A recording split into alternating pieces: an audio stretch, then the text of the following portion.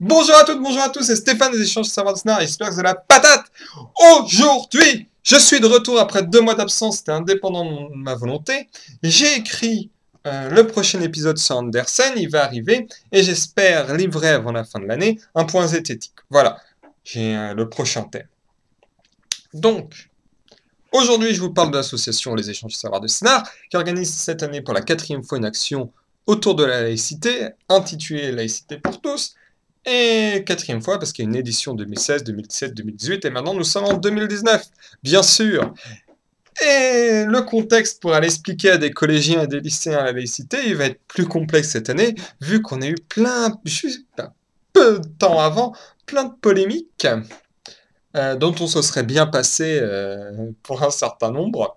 Donc, je vais parler de la dernière, celle de l'histoire de la région Bourgogne-Franche-Comté, où une accompagnatrice scolaire a porté le voile et où les élus du Rassemblement national voulaient qu'elle l'enlève ou qu'elle sorte. Donc je vais expliquer pourquoi les représentants Rassemblement national ont eu tort. Première raison, elle est légale. Si on se réclame des principes, des valeurs de la République, la base, c'est de respecter les droits de l'homme. Or, les droits de l'homme disent nul ne peut imposer ce que la loi n'exige et nul ne peut empêcher ce qu'elle n'interdit pas. Et donc, en voulant obliger la femme à enlever son voile ou à sortir, ces élus allaient à l'encontre des droits de l'homme. Après, ils vont vous traiter de droits de l'homiste, mais des gens qui traitent les autres de droits de l'homiste, peuvent-ils être considérés comme républicains? Je ne suis pas sûr. Ensuite, deuxième chose, pourquoi ils ont tort, c'est que c'est complètement contre-productif. Déjà, ça marque les enfants, il y en a l'enfant de la femme concernée a pleuré, et donc ils sortent et ils disent à un journaliste, vous voyez qu'ils ne nous aiment pas, c'est qui ils? Voilà, il faut expliquer qui sont ces gens aux enfants. Et oui, ce sont les élus Rassemblement National. Ce ne sont pas tous les élus. Les autres ont protesté face à ça. Donc, même la présidente de région va intervenir. Ça, c'est une chose. Et en plus, qu'est-ce qui s'est passé? Bim!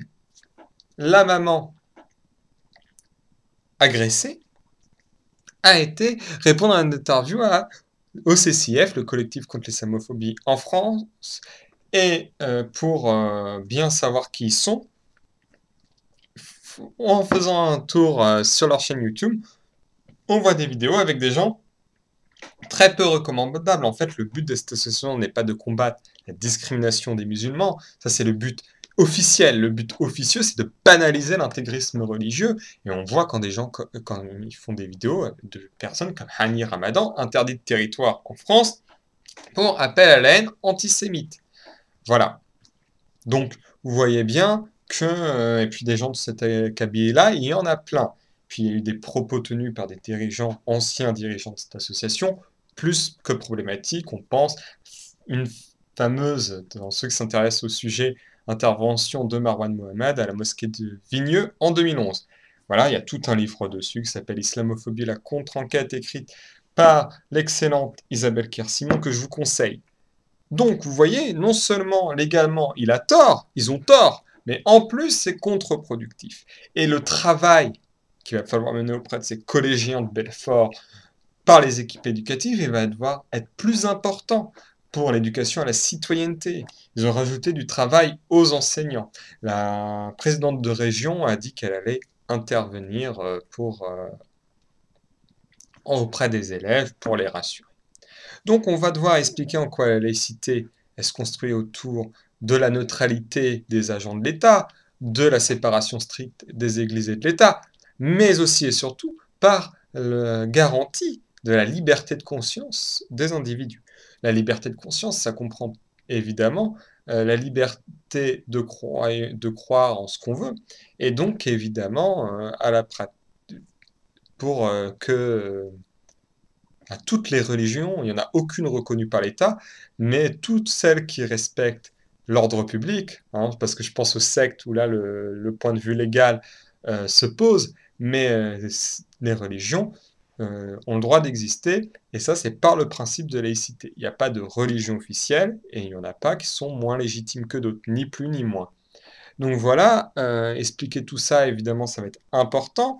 Expliquer la neutralité des agents du service public, c'est important aussi. Il y a eu beaucoup de débats au Canada cette année sur le sujet, vu que le Québec a adopté une loi laïque imposant la neutralité aux professeurs et aux magistrats, et que certains, un peu fous, ont parlé d'épuration ethnique. Moi, ce que je trouve indécent envers tous les peuples qui ont subi un génocide, hein, je pense au génocide arménien, je pense au génocide des Tziganes et des Juifs pendant la Seconde Guerre mondiale, évidemment. Il y en a plein d'autres. Le génocide Tutsi pour être beaucoup plus récent, les massacres en Bosnie. Bon, bref. Donc, on voit jusqu'où va la décence des gens qui combattent la laïcité. Mais voilà,